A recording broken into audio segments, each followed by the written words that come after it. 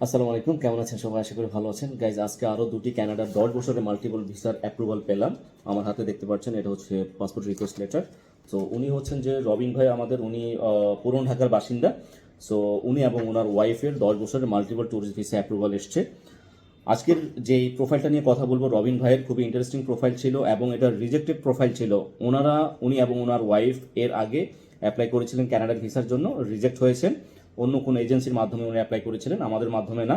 So যাই হোক, উনি আমাদের সাথে যোগাযোগ করেন, আমাদের বিভিন্ন সোশ্যাল মিডিয়া আমাদের অ্যাড দেখেন, দেখে সেখান থেকে আমাদের নাম্বার নিয়ে যোগাযোগ করে আমাদের অফিসে আসেন। নোম্যাডিক ট্যুরিজম লিমিটেডের সহায়তা নেন এবং আমাদের সাথে বিষয়টা নিয়ে আলোচনা করেন যে ওনার ভিসা রিজেক্ট হয়েছে, এখন কিভাবে এটা অ্যাপ্লাই করা যায় বা করবো কিনা। সো পুরো ভিডিও জুড়ে আমি এক্সপ্লেন করব আসলে বিষয়টা কী ছিল এবং কেন রিজেক্ট হয়েছিল। তো ভিডিওটা বেশি করে শেয়ার করে দিবেন আর উপকৃত হবেন, অবশ্যই উপকৃত হবেন আমার ভিডিওটাতে। কারণ যারা অলরেডি রিজেক্ট হয়েছেন তারা অ্যাপ্লাই করতে পারবেন কিনা, কারণ রিজেক্ট হওয়ার পরে অনেকেই কিন্তু হতাশ হয়ে যায় যে অ্যাপ্লাই করতে পারবো কিনা, ভিসা দেবে কিনা।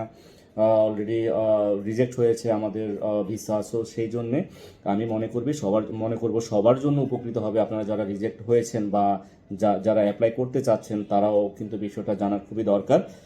যাই হোক, আমাদের যে রবিন ভাই, উনি এবং ওনার ওয়াইফের যে 10 বছরের মাল্টিপল ভিসাটা অ্যাপ্রুভাল আসলো একটা রিফিউজ হওয়ার পরে, মানে ওনারা অ্যাপ্লাই করেছিলেন ফার্স্ট টাইম, অ্যাপ্লাই করার পরে ওনারা রিফিউজ হয়েছে। ওনারা অন্য কোনো এজেন্সির মাধ্যমে অ্যাপ্লাই করেছিল জানি না। তো উনি আমাদের সাথে যোগাযোগ করেন, আমরা তাকে বললাম যে আপনার যে এর আগে যেখানে আপনি অ্যাপ্লাই করেছিলেন সেখান থেকে আমাদেরকে সব ডকুমেন্টস দিতে হবে, বা ওনার যে প্রিভিয়াস আপনি অ্যাপ্লিকেশনের সময় অ্যাপ্লিকেশন ফর্ম, তারপরে কী কী ডকুমেন্টস দিয়েছিল, সেগুলো সব কিছু আমি দেখি। দেখার পরে আমি ওনাকে বললাম যে আমরা আবার অ্যাপ্লাই করব, আপনি যদি বলেন আমরা অ্যাপ্লাই করতে পারি ইনশাল্লাহ। এখানে আসলে একটা বিষয় আমি বারবার বলে দিচ্ছি যে আমরা কোনো ভিসার গ্যারান্টি দেই না, কাউকে কোনো ভিসার গ্যারান্টি দেই না। সেটা ফার্স্ট টাইম হোক, সেকেন্ড টাইম হোক, থার্ড টাইম হোক, কোনো কন্ট্রাক্ট, কোনো ধরনের কোনো আশা দেই না। মানে আশা বলতে আমরা কোনো ধরনের কোনো গ্যারান্টি দেই না যে আমরা আপনাকে 100% ভিসা করে দেবো। তবে আমরা আপনার প্রোফাইল দেখে আমরা ডিসিশন নিতে পারি এবং আপনার সেটা সম্মতিক্রমে, আমরা কখনোই আপনাকে প্রভোগ করবো না বা আপনাকে ইনসিস্ট করবো না যে আপনি ভিসার জন্য অ্যাপ্লাই করেন, ভিসা হয়ে যাবে, এই ধরনের কিছুই না।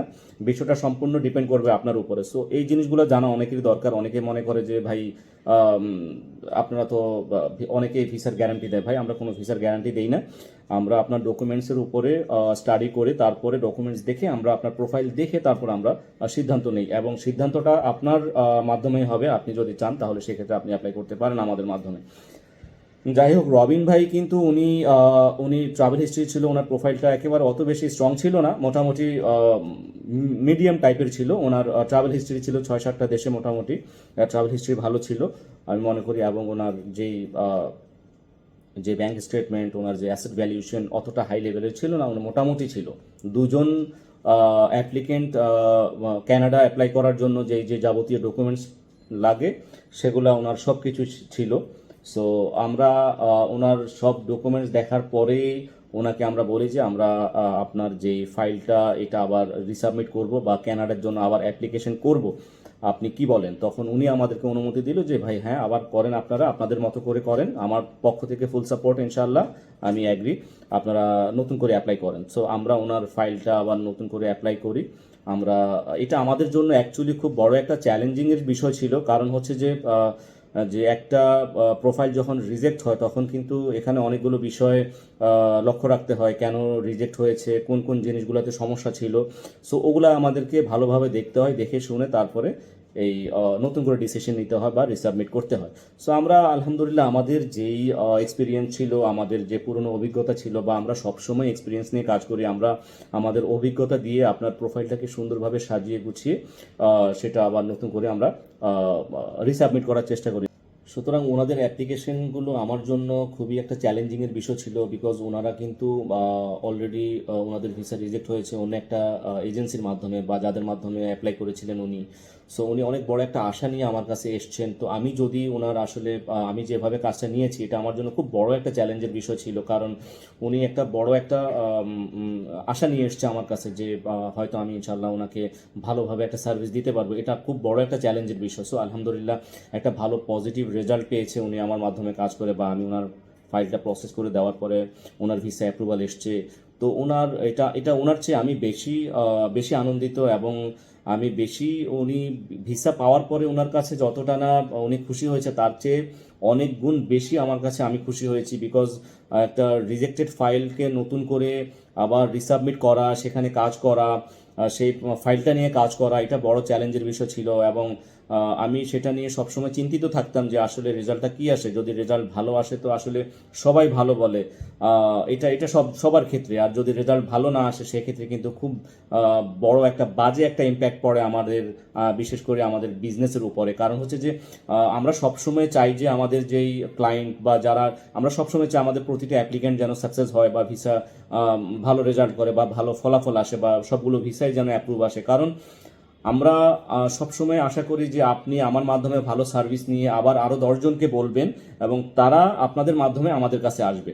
বিষয়টা হচ্ছে এরকম, আমাদের ব্যবসায়িক যে আমাদের মূল যে বিজনেসের পলিসি, আমার স্পেশালি আমি টু বি অনেস্ট, আমি সবসময় আমি টাকাটাকে প্রাধান্য দেই না। আমাদের যে ছোট্ট একটা সার্ভিস চার্জ থাকে, সার্ভিস চার্জটা হচ্ছে আমাদের, এটা সবার ক্ষেত্রে, মানে আমি যারা এইসব এগুলো নিয়ে কাজ করে, হয়তো অনেক অনেক এজেন্সি কিভাবে কাজ করে সেটা জানি না, এটা আমি পার্সোনালি এটা বলতে চাই যে আমি যখন কাজ করি তখন শুধু আমার সার্ভিস চার্জ থাকে, আমি আগে পরে আমাদের কোনো কোনো চাওয়া পাওয়া থাকে না, কোনো ডিমান্ড থাকে না। সো সেই জন্যেই আমি সবসময় কাজটাকে বেশি প্রাধান্য দিই। এবং আপনি আমার মাধ্যমে যে কাজটা করবেন সেটা যদি 100% হয়, ভালো রেজাল্ট হয়, তাহলে সেক্ষেত্রে আমি সবচেয়ে বেশি খুশি থাকি। কারণ হচ্ছে আপনার মাধ্যমে আমার ব্যবসার প্রসার বাড়বে, বা আপনি আরও 10 জনকে বলবেন, ফ্রেন্ডস, আপনার ফ্যামিলি, আপনার কলিগ, সবাইকে আপনি ইনফ্লুয়েন্স করবেন যে আমি ওই এজেন্সি থেকে ভিসাটা করে নিছি, বা উনি আমার ফাইলটাকে আবার রিসাবমিট করে আমি ভিসা পাইছি। তখন সেটা হচ্ছে আমাদের সবচেয়ে বড় পাওয়া, বা আমার এজেন্সির সবচেয়ে বড় পাওয়া। এটাই হচ্ছে আমার মূল টার্গেট থাকে, যে আমি একজন কাস্টমারকে ভালো সার্ভিস দিলে আমি তার থেকে আরও 10 জনকে পাবো। এটা হচ্ছে আমার মূল পলিসি। সো যাই হোক, আমি আশা করি যাদের ফাইল রিজেক্ট হয়েছেন বা যারা নতুন অ্যাপ্লাই করতে চান, আমাদের নোমাডিক ট্যুরিজমের মাধ্যমে অ্যাপ্লাই করতে পারেন।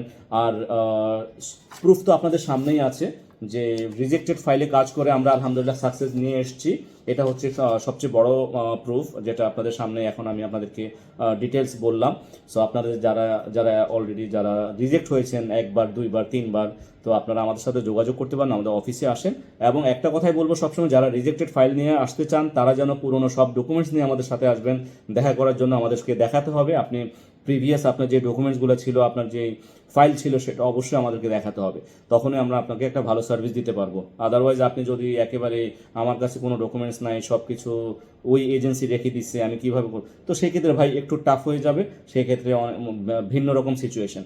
সো আমরা সবসময় আমি আপনাদেরকে বলবো, যখনই অ্যাপ্লাই করবেন যে কোনো এজেন্সিতে, আপনাদের যেন এই ডকুমেন্টসগুলো সব প্রিপেয়ার থাকে। আপনাদের সেই যে অ্যাপ্লিকেশনটা করেছেন সেটার আইডি না থাকলেও চলবে, শুধু ডকুমেন্টসগুলো যেন থাকে, কোনো সমস্যা নেই। তো আমাদের সাথে যোগাযোগ করতে পারেন। আমাদের অফিস হচ্ছে ঢাকা আরামবাগ, মতিঝিল আরামবাগে। ভিডিও ডিসক্রিপশন বক্সে ডিটেলস দেওয়া আছে, নাম্বার, ওয়েবসাইট সব কিছু দেওয়া আছে, ফোন নাম্বার। আমাদেরকে সবসময় হোয়াটসঅ্যাপে যোগাযোগ করবেন অথবা মেইল করবেন। আমাদেরকে সরাসরি কল করলে আমরা সবসময় রেসপন্স করতে পারি না। সো কল রেসপন্স করি, তবে সবসময় না হয়তো। তো আপনারা, আমি মনে করবো আমাদের সরাসরি অফিস ভিজিট করেন, অথবা আমাদের যে ওয়েবসাইট আছে ওয়েবসাইট ভিজিট করতে পারেন, অথবা আমাদেরকে হোয়াটসঅ্যাপে মেসেজ করতে পারেন। আমরা সবসময় হোয়াটসঅ্যাপে মেসেজ রিপ্লাই দেই। সো হোয়াটসঅ্যাপে আমাদের সাথে যোগাযোগ করেন। ভালো থাকবেন সবাই। আল্লাহ হাফেজ। আসসালামু আলাইকুম।